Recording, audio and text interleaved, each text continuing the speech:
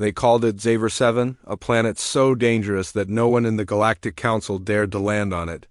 The Council had labeled it a Class 15 Deathworld, a place where even the toughest alien species could not survive.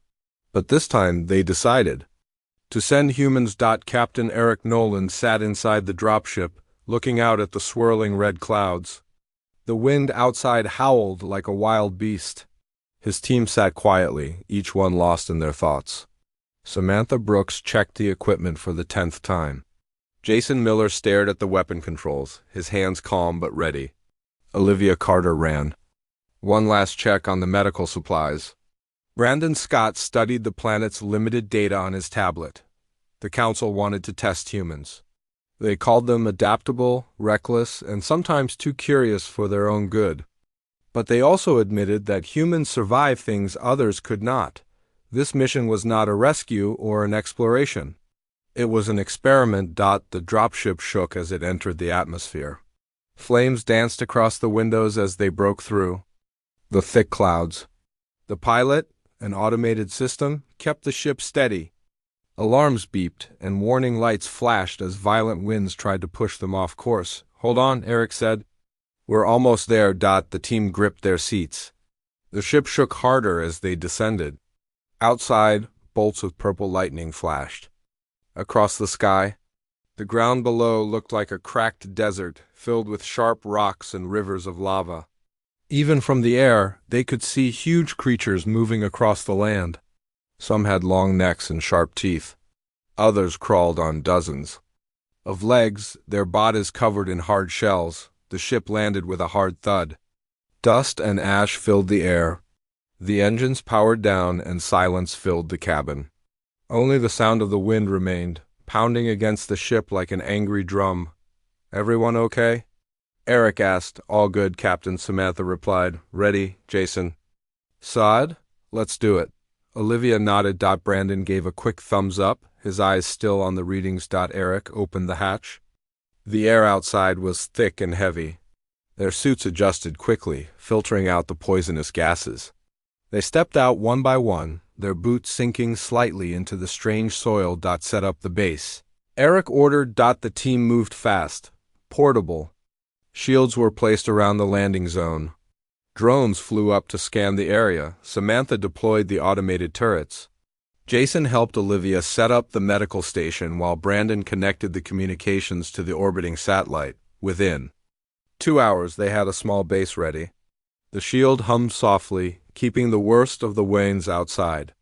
Inside the dome, they removed their helmets and took their first breath of filtered air. "We made it," Jason said. "For now," Samantha replied. Brandon looked at the data on his tablet.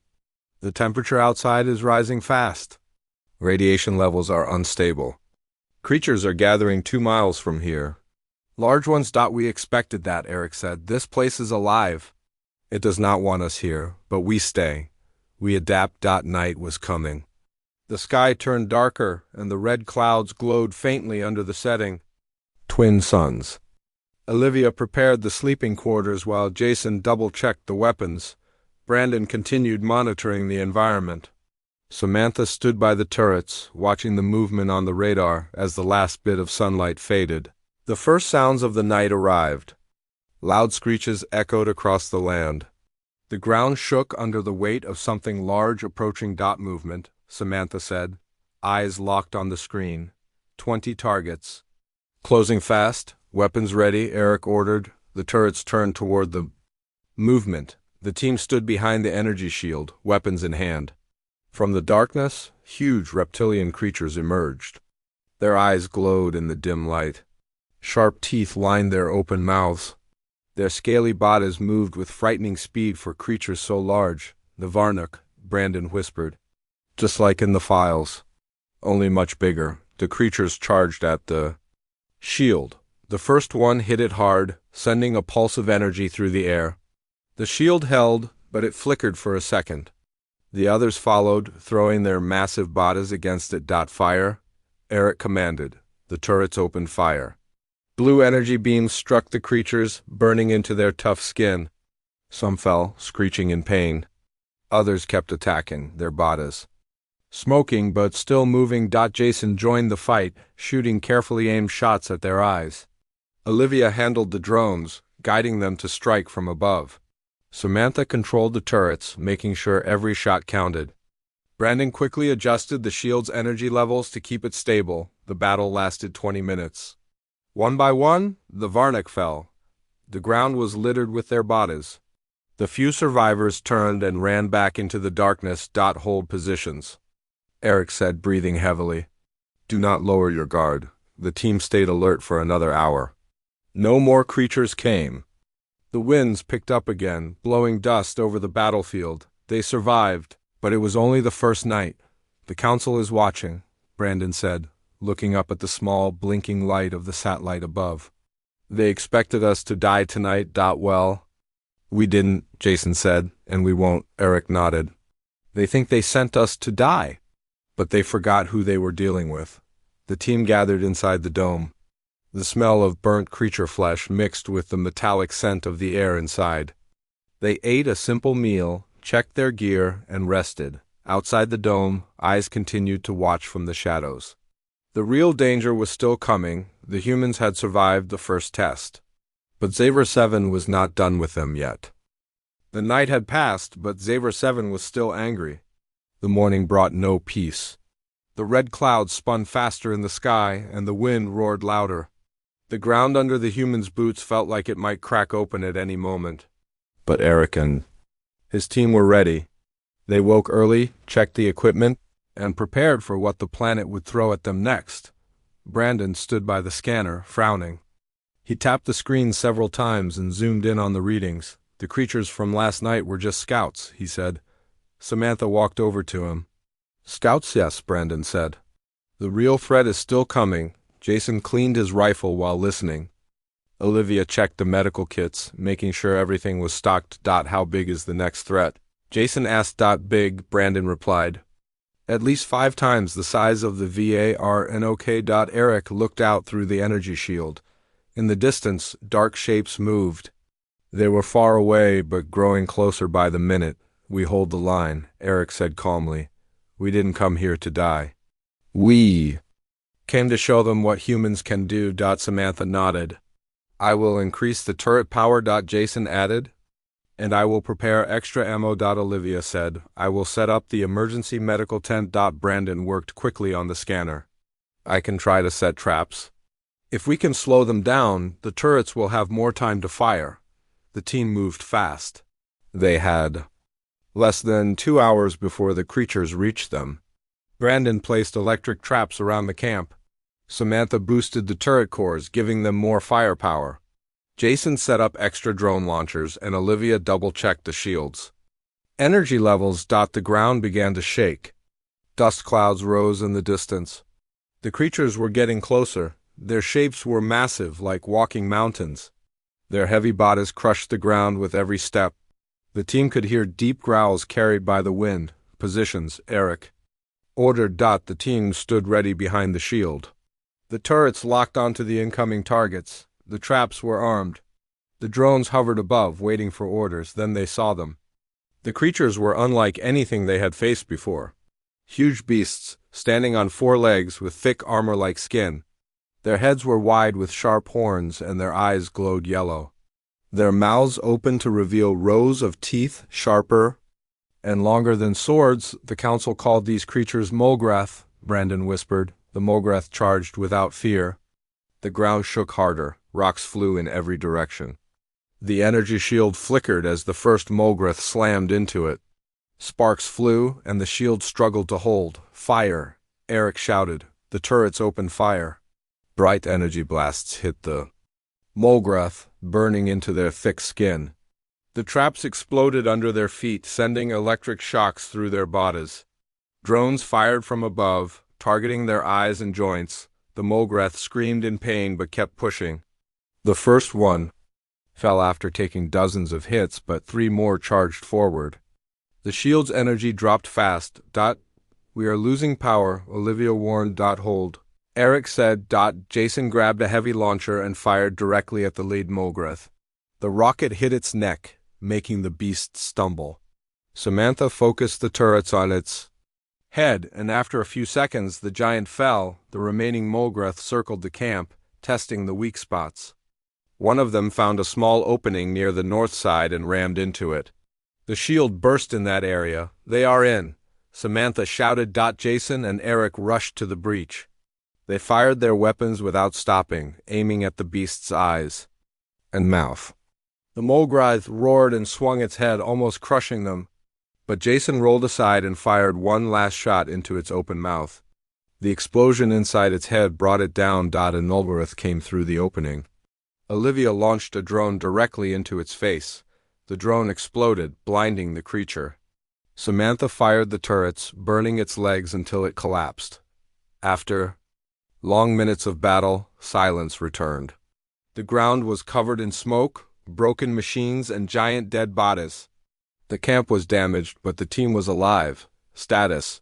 Eric asked, breathing hard. "We're okay," Olivia said, checking Jason's arm, where he got scratched. "Just a few injuries. Repairs will take time," Samantha said. "But we can fix it." Brandon looked at the scanner again. "No more movement for now," Eric nodded. "Good work." Everyone rested for a moment. They sat inside the dome, drinking water and catching their breath. The air inside smelled like burnt metal and sweat. The shield flickered as it tried to stabilize. "The council must be watching," Jason said bitterly. "They wanted us to fail." "They did," Eric agreed. "But we didn't, and we won't." As they rested, Brandon studied the data from the battle. He noticed something strange. "Captain," he called out. "What is it?" Eric asked. The Molgreth did not act alone. "They were pushed toward us." "Pushed," Olivia repeated. "By who we don't know yet," Brandon said. "But the scanner picked up strange signals, patterns that are not natural." Samantha leaned forward. "You mean intelligent control?" "Yes," Brandon said. "Something. Or someone is here." Eric stood up and looked out at the dead creatures. "This planet is not just dangerous. It's hiding something." "The council knew," Jason added. "They sent us here not just to test us, but to clean up their mess. We need answers." Olivia said. "And we'll find them," Eric promised. The repairs began.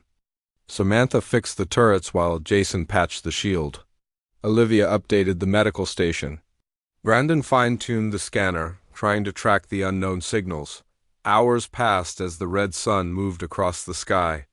The winds howled, but the camp stood strong.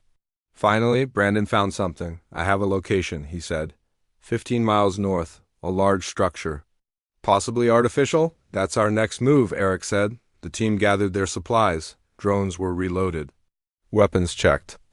They packed light, knowing the journey would not be easy. The night returned as they set out.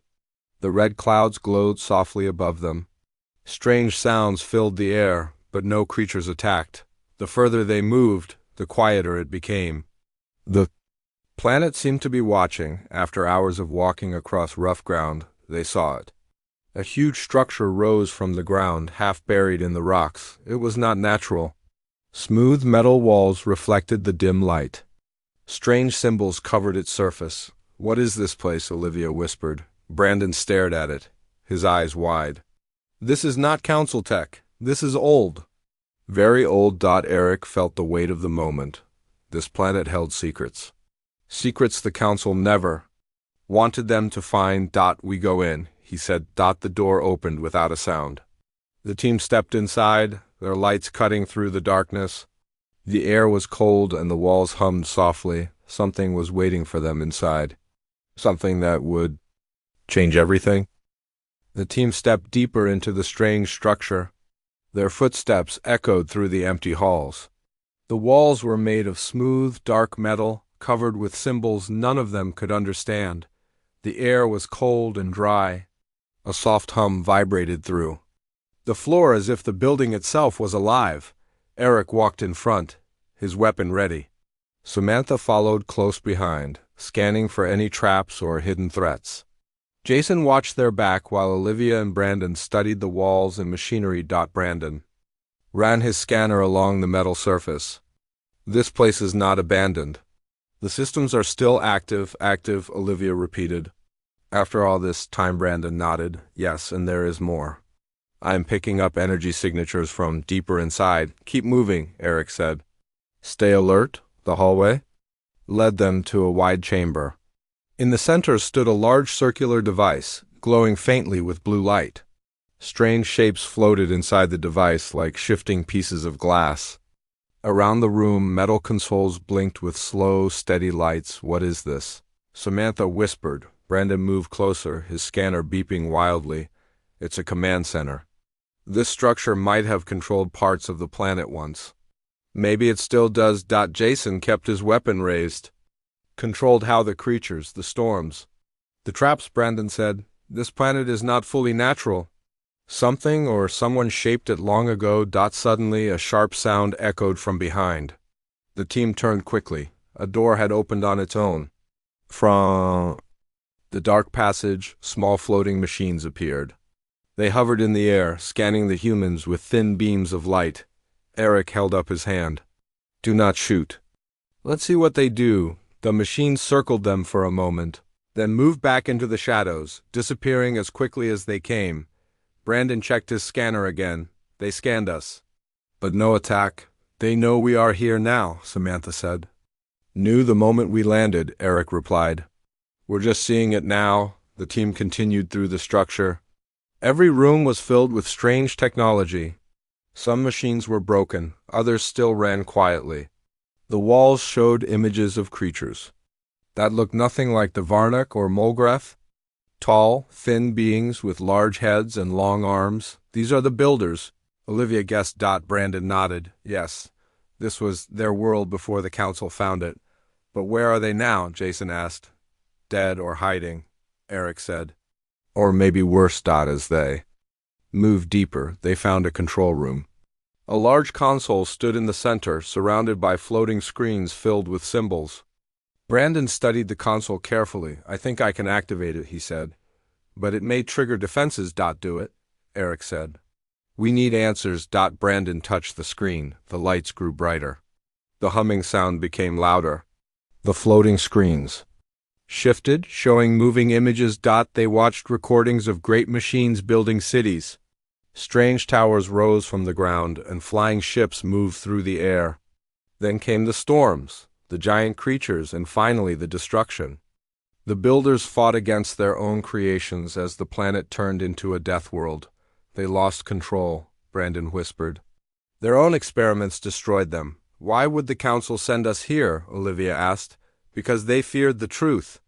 Eric said they hoped the planet would kill us before we discovered this. Suddenly, an alarm sounded. Red lights flashed. The console displayed a new image. Several signals were moving toward the structure from outside. "We have company," Samantha said. "How many?" Eric asked. "At least 30 life forms, large, fast," Brandon answered. "Molgreth." Jason asked. "No, something else," Brandon said. The team rushed back to the entrance. Outside, under the red sky, shapes moved quickly across the ground. They were not beasts. They were intelligent. The creatures looked like the builders, but different. Their skin was dark and hard like stone. Their eyes glowed red. They carried sharp weapons and moved in perfect formation. "They survived," Olivia said, her voice low. "A new form of them." Eric studied them carefully. "Soldiers. They have been watching us." The creatures stopped a short distance away. One of them stepped forward. It spoke in a strange language, but then a machine on its arm translated. "You do not belong here." The voice said. "We mean no harm," Eric replied. "You bring harm by your presence," the creature answered. "Leave or be destroyed." "We came to survive," Eric said. "We were sent here by the Galactic Council." The creature's eyes narrowed. "The Council is your master." "No," Eric said. "They used us. Just like they used you." The creature was silent for a moment. Then it spoke again. "You are strong. You survived what others could not. But strength is not welcome here." Samantha whispered to Eric. "They don't trust us. They have no reason to." Eric replied. Brandon stepped forward. "We can help each other. The Council wants this planet. If we fight them together, we can be free." The creature looked at his group. For a moment, there was silence. Then it said, "Follow." Eric gave a quick nod to his team. They followed the strange beings into the rocky hills. The path led them to a hidden underground city. Inside, thousands of these creatures lived. Machines worked silently around them. The city was alive but hidden from the council's eyes. This is how they survived, Brandon whispered. Underground, protected, the leader spoke again. We are the Zarak. Once builders, now survivors. The council betrayed us long ago. They feared our power. The council fears what they cannot control, Eric said. The Zarak leader continued. We watched you. You fight like us? You adapt? But your kind brings danger. We have no loyalty to the council, Eric said. Help us, and we can. Fight then together. The Zarak leader was silent. Then he raised his hand. Rest tonight. Tomorrow we talk. The humans were led to a safe chamber. Food and water were given to them. The Zarak left them alone for the night. Jason sat down, rubbing his eyes. This is insane. First monsters, now ancient warriors, and the council wanted us dead, Samantha added. We have a chance here, Olivia said. A real chance, if they trust us, Brandon said. Eric looked at them all.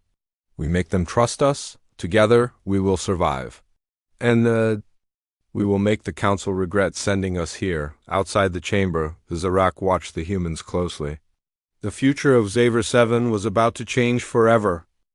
The next morning, Eric and his team stood before the Zarak leaders. The underground hall was filled with rows of the stone-skinned warriors. Their glowing red eyes watched the humans closely. No one spoke for several long moments. The air was heavy with tension. Finally, the Zarak leader stepped forward. His name was Vorak. He looked at Eric with sharp eyes. You wish to fight the council, Vorak said. Yes, Eric answered. They used us both. They sent us here to die, but we lived. Now they want to control this planet and destroy anyone who stands in their way. Vorak studied him carefully. Why should we trust you? Because we have no reason to lie, Eric said. We cannot leave this planet. The council made sure of that. Our only chance is to stand together, the other Zarak whispered among themselves. Their voices were low, but filled the hall like a distant storm. Vorak raised his hand, and the whispers stopped. You are strong for humans, Vorak said.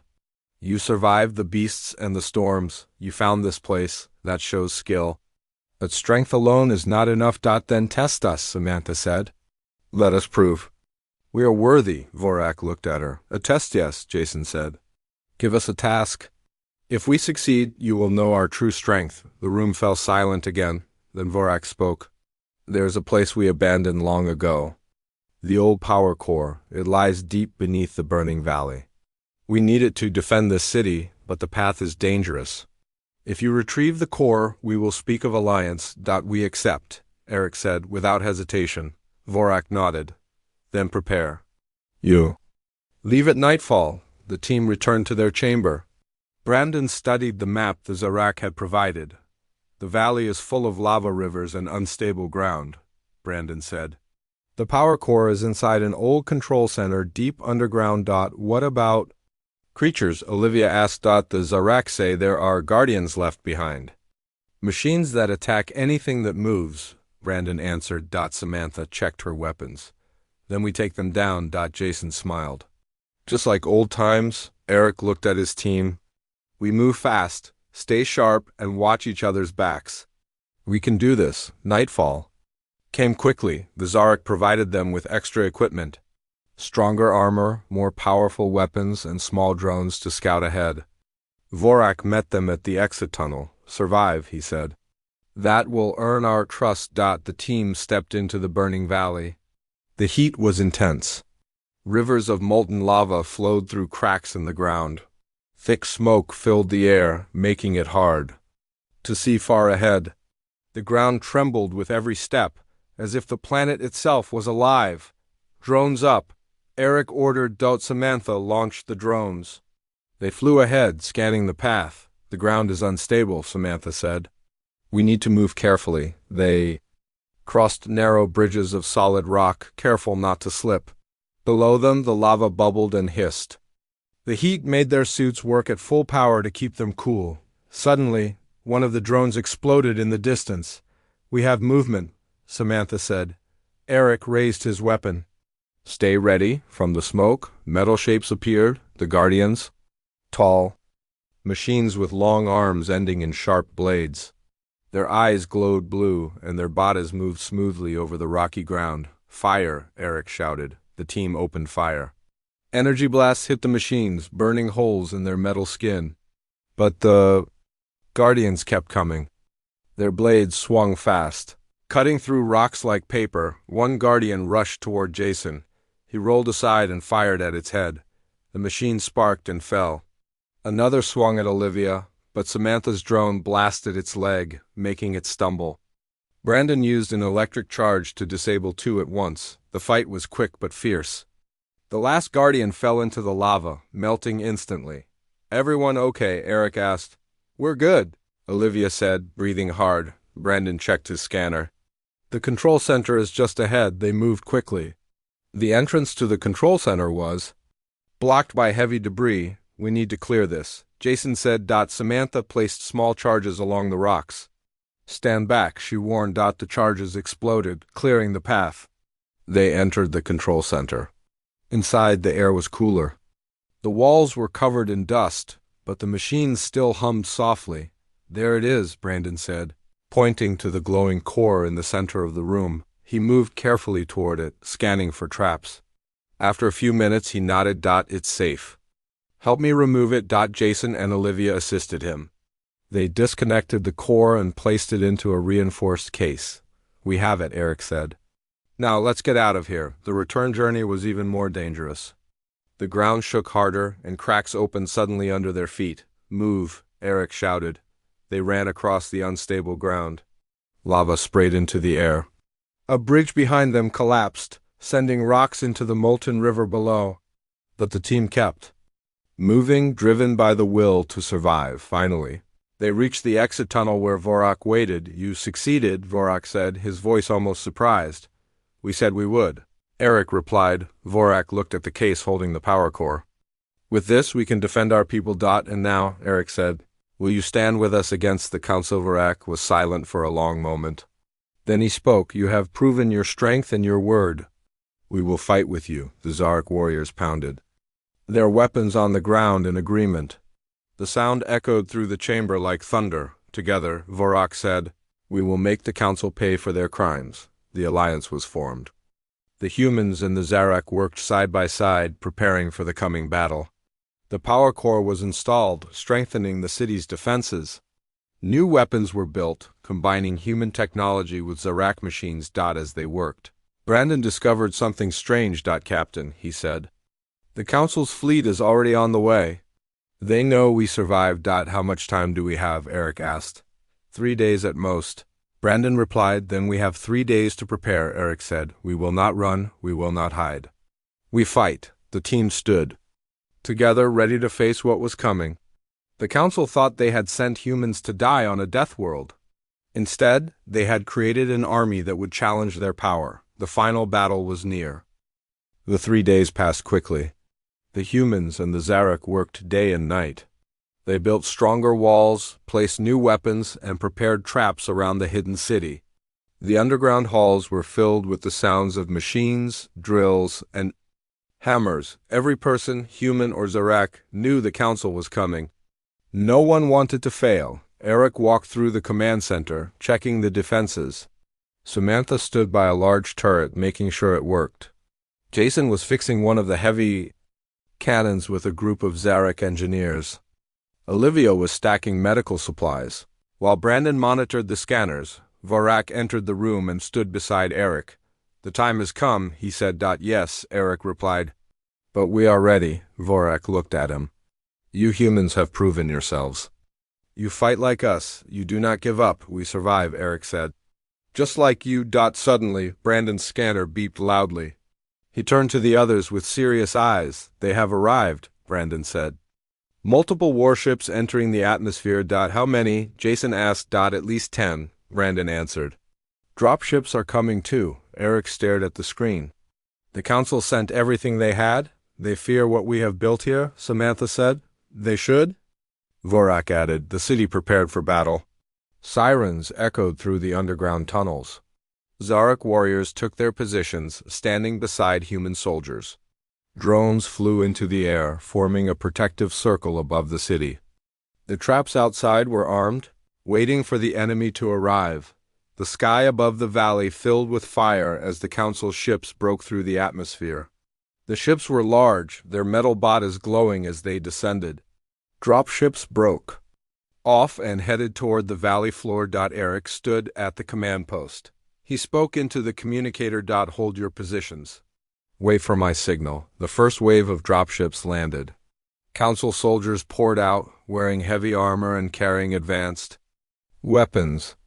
Tanks rolled onto the rocky ground, while flying drones scouted ahead. The enemy moved carefully, scanning for traps. But the humans and Zarek had planned well. As the first tank crossed a narrow path, it triggered a hidden charge. The explosion threw the tank into the air, flipping it onto its side. Soldiers scrambled for cover. Now, Eric ordered. The turrets opened fire. Energy blasts cut through the council troops. The Zarek fired plasma rifles while humans launched rockets. Drones swarmed the enemy, dropping explosives from above. The council soldiers fired back, but they were not prepared for the traps hidden. Charges exploded under their feet. Spikes shot up from the ground. Acid bombs dropped from above, melting armor. Jason led a group of Zarek warriors to flank the enemy. They moved quickly through the rocky hills, attacking the council's right side. The council soldiers were caught off guard, and many fell before they could react. Samantha controlled the main turret, targeting the enemy tanks. One by one, she destroyed them, turning the heavy machines into burning wrecks. Olivia ran between the fighters, treating the wounded and helping those who fell. She worked fast, keeping everyone alive as long as she could. The battle raged for hours. Smoke filled the air, and the ground was covered with bodies and broken machines. But the council kept sending more troops. Brandon spoke into the communicator. They are sending in the heavy walkers. The team watched as massive walking machines entered the valley. The walkers were tall, with thick armor and powerful cannons mounted on their shoulders. Focus fire on the walkers. Eric commanded. The turrets turned toward the walkers, firing continuously. Rockets struck their legs while plasma blasts hit their joints. One walker stumbled and crashed into the ground, but others kept moving forward. Jason fired a rocket at the lead walker. The blast damaged its leg, causing it to slow down. Samantha followed with focused turret fire, hitting its head. The machine sparked and finally collapsed, but more walkers came. The council was determined to crush the defenders. We need to draw them in closer, Eric said. Get them into the trap zone. The Zarek opened a new path, making the walkers believe the defenders were falling back. The walkers moved forward, entering a narrow canyon where hidden charges were placed. Now, Eric shouted. The charges exploded. In a chain reaction, the canyon walls collapsed, burying several walkers under tons of rock. The few remaining ones tried to retreat but were quickly surrounded by Zarek and human fighters, with the walkers destroyed. The council soldiers started falling back, but the humans and Zarek pressed forward, not giving them a chance to regroup. Vorak led a large group of warriors into the center of the enemy forces. He swung his massive weapon, crushing council soldiers with every strike. The humans followed, firing from behind the cover of rocks and destroyed vehicles. The council's command ship hovered above, watching the battle turn against them. Inside, the council leaders argued they should be dead. One leader said, "They have made an alliance with the natives." Another replied, "We underestimated them. We must retreat." A third voice said, "We cannot win this." The council ships began to pull back, rising into the sky and leaving the remaining ground forces behind. Without support, the council soldiers surrendered one by one. The battle was over. Eric stood on the battlefield, breathing heavily. His armor was scratched and dirty, but he was alive. Around him, Zarek warriors and humans cheered together. "We did it," Olivia said, smiling with relief. "They are gone." Jason added. "For now," Brandon warned. "But they will not forget this." Vorak approached Eric. "Today we fought as one. You have earned our respect, human, and you have earned ours," Eric replied. The survivors gathered in the city. Repairs began at once, but the feeling of victory filled the air. The council had failed. The humans and the Zarek had won their freedom. Eric stood with his team, looking at the sky. The council may return one day. But when they do, they will not face weak enemies. They will face a united force ready to defend their home. For now, they had peace. And they had each other. The smoke from the battle slowly faded, but the memory of it stayed fresh in everyone's mind. The humans and the Zarak had done what no one thought was possible. They had defeated the Council's army on a world that was supposed to kill them. Both. Now, the survivors worked side by side to rebuild the damaged city and strengthen their defenses. Eric stood at the edge of the valley, looking out over the battlefield. Broken machines and burned-out council ships littered the ground. The red sky above was quiet. For the first time since they landed on Xaver 7, there was peace. Samantha walked up to him. "The repairs are going well," she said. "The new shield is stronger than the old one." "Good," Eric replied. "We'll need it if the council returns." Jason joined them, carrying a crate of supplies. Brandon found some of their communication equipment. "Still working. He's trying to contact Earth." Eric nodded. "We need to let Earth know what happened here. The council won't be happy if Earth finds out we survived." Jason said. "They will do everything to hide it," Eric replied. "But the truth will spread." Inside the command center, Brandon worked on the communication console. Sparks flew as he connected the last wires. The screen blinked and a signal pulsed through space. "I found a clear channel," Brandon said. "It will take time to reach Earth, but the message is out." Olivia entered with medical supplies. "Many of the wounded are healing well," she said. "The Zarak's medicine is very advanced. They have more knowledge than the Council wanted anyone to." "No," Brandon added. "Varrock arrived, standing tall beside Eric. Your people fight well," he said. "And so do yours," Eric answered. "We have rebuilt the city's power core," Vorak said. "Our weapons are stronger now. If the Council returns, we will crush them again." "They will return," Eric said. "The Council never accepts defeat. Then we will be ready," Vorak said firmly. For the next few weeks, the humans and Zarak worked together to strengthen their alliance. They shared technology, built new weapons, and trained side by side.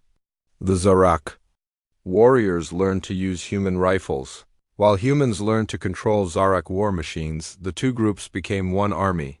Brandon discovered more information inside the ancient computers. The Council had been hiding secrets for years. They used planets like Xaver 7 for experiments. They sent prisoners and unwanted people to these worlds to test new weapons and technologies. Many never returned. They thought no one would survive, Brandon said. "They thought wrong." Eric sent all the information to Earth. The message included videos of the battle, the alliance with the Zarak, and proof of the Council's crimes. When Earth sees this, Jason said, the Council will face questions they cannot answer, and Earth may send help, Olivia added. "We cannot wait for help," Eric said. "We prepare for war." One morning, Brandon received a reply. The message from Earth was short but clear. Message received. "Earth stands with you. Reinforcements coming. Stay strong." The team gathered in the command center. Relief filled the room. "They heard us," Samantha said. "Help is coming." Jason smiled. "But we still have to hold until they arrive," Olivia warned. Vorak stepped forward. "The Council will attack again soon. We must strike first." "You want to attack them?" Eric asked. "Yes," Vorak said. "While they are weak and confused. Show them we are not prey." Eric looked at his team. It was a risky plan, but it was their best chance. "We strike," Eric agreed. The humans and Zarak prepared for their first attack on the Council. Scouts found a small Council outpost nearby, built after the failed invasion. It was lightly guarded, but full of supplies and information. The night before the attack, the fighters gathered in silence. The air was thick with tension, but also with determination. No one spoke of fear. They had survived the worst. Now they were ready to fight back. At dawn, they moved. Samantha led the drone units, disabling the enemy defenses. Jason and a group of Zarak warriors moved through the rocks, taking out the guards silently. Olivia stayed back with the medics, ready to help the wounded. Brandon hacked into the enemy systems, shutting down their communication. Eric and Vorak led the final charge. They moved fast, overwhelming the outpost. The council soldiers were taken by surprise and surrendered quickly inside the outpost. Brandon found important files. Captain, he said. The council was planning another large invasion. They were gathering more ships. How long until they attack? Eric asked. Weeks. Brandon answered. Then we strike again before they are ready, Eric said. Over. The next days, the humans in Zarak attacked more council bases. Each time, they grew stronger, capturing weapons and supplies. The council forces on Xaver 7 began to shrink, unable to keep up with the surprise attacks. Finally, the main council fleet arrived. Dozens of warships filled the sky. The council had sent their full force to crush the rebellion. The final battle was here. The humans in Zarak stood ready. The city's shields were stronger than ever. The weapons were fully charged. Drones filled the air like a cloud of metal bees. Eric stood beside Vevveuk at the command post. No matter what happens today, we fight together, Eric said. Together, Varric agreed. The council ships opened fire. The sky lit up with energy blasts. But the city's shields held strong. The turrets fired back, hitting the enemy ships. Drones swarmed the smaller vessels, disabling them one by one. Council dropships tried to land, but the ground defenses tore them apart before they touched the ground. The few soldiers who made it down faced the full force of human and Zarak warriors. The battle lasted all day. The ground shook and the sky burned. But the defenders never broke. By nightfall, the council fleet was broken. The few remaining ships fled into space, leaving the battlefield behind. We did it, Olivia said, her voice shaking with emotion. The council is defeated. Jason added. For now, Brandon said. But the war may not be over. Eric stood silently, looking at the stars. We showed them what happens when they underestimate us, he said. They thought Xaver 7 would kill us. Instead, it made us stronger. Vorak placed his hand on Eric's shoulder. You are not just survivors. You are warriors. You have earned your place on this world. And together, Eric said, we will protect it. Above them, the first Earth ships appeared in the sky. Reinforcements had arrived. A new future was beginning. The humans and the Zarak stood united. Against all odds, they had turned a Deathworld into their home. And if the council ever returned, they would be ready.